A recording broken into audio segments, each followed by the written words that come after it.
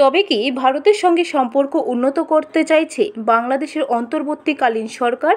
ভারতে নিযুক্ত বাংলাদেশের হাইকমিশনার জনাব এম রিয়াদ হামিদুল্লাহর ভ্রমণসূচিতে নিশ্চিন্তপুরের স্টেশন পরিদর্শনা কর্মসূচিতে এমনটাই মনে হচ্ছে। তবে কি চালু হতে পারে ত্রিপুরা থেকে বাংলাদেশ হয়ে কলকাতার রেল যোগাযোগের? ভারতে নিযুক্ত বাংলাদেশের হাইকমিশনার জনাব এম রিয়াজ হামিদুল্লাহর শুক্রবার 4 দিনের রাজ্য সফরে এলেন।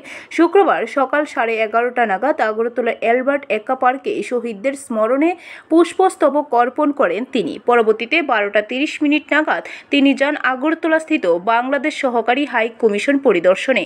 পরবর্তীতে আজ আগরতলা আইসিপি পরিদর্শন সহ মুখ্যমন্ত্রীর সঙ্গে সাক্ষাতের কর্মসূচি রয়েছে ওনার।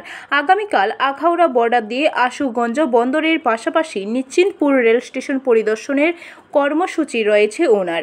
সাবরুম আইসিপি মৈত্রী সেতু পরিদর্শন করার পাশাপাশি রাজ্যের রাজ্যপালের সঙ্গে নস্যভোজের কর্মসূচিও রয়েছে। বাংলাদেশের হাইকমিশনের রাজ্য সফর ঘিরে নিরাপত্তা ব্যবস্থা জোরদার করা হয়েছে।